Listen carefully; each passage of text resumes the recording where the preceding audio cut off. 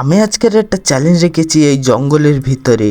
এই জঙ্গলের ভিতরে এই চারজনাই লুকাবে আর আমি যাকে লাস্টে খুঁজে পাবো তাকে 100 টাকা দেবো। তো আমি শুরু করলাম, তারপরে এদিকে সবাই শুরু করে দিল। আমি বাইরে চলে গেলাম, ওই জঙ্গলের থেকে বাইরে চলে গেলাম। এরা সব বালিতে খেলছে। কিছুক্ষণ পরে এই ছেলেটা জঙ্গলের ভিতরে ঢুকলো, ঢুকে গিয়ে অমনি গাছের ওপরে উঠে গেল।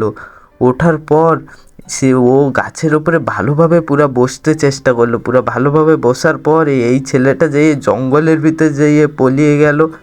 এদিকে এই ছেলেটা গিয়ে পুরা সিক্রেট জায়গা খুঁজছে পুরো জঙ্গলের ভিতরে। এইদিকে ওইদিকে দেখছে, এই দড়িতে গিয়ে বেঁধে গেল। লতায় যেয়ে বেঁধে যাবার পরে ও ভালোভাবে উঠে যেয়ে একটা জঙ্গলের ভিতরে পুরা সিক্রেট জায়গাটা খুঁজে বসে পড়লো। বসে পড়ার পরে ছেলেটা গিয়ে অমনি একটা ঘন জঙ্গলের ভিতর যেয়ে পুরা সেফটিতে, পুরা ফুল সেফটিতে যেয়ে বসে পড়লো। তারপরে আমি ঘুরে এসে দেখি এদিকে কাউকে খুঁজে পাচ্ছি না। আমি চারিদিকে সবাইকে খুঁজছি, কিন্তু কাউকে আমি খুঁজে পাচ্ছি না। তো আমি চারিদিকে তাকাচ্ছি, তারপরে আমি এইদিকে সেই দিকে চারিদিকে আমি দেখছি।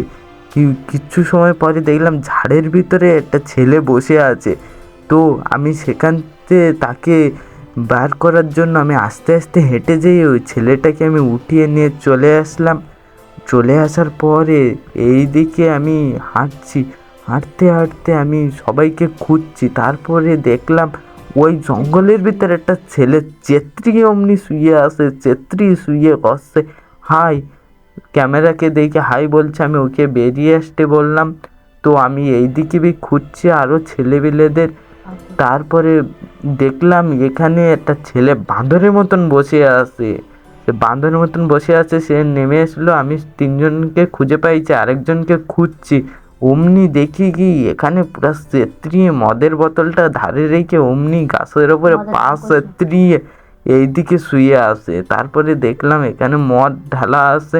তারপরে এই ছেলেটাকে ডাকলাম, উঠলো না বলে আমি 100 টাকা ওর হাতে ধরিয়ে দিলাম। অমনি ও জেগে উঠে বলল, উঠে নাটাতে নাটাতে বলল, আমি আবার যাচ্ছি মদ কিনতে।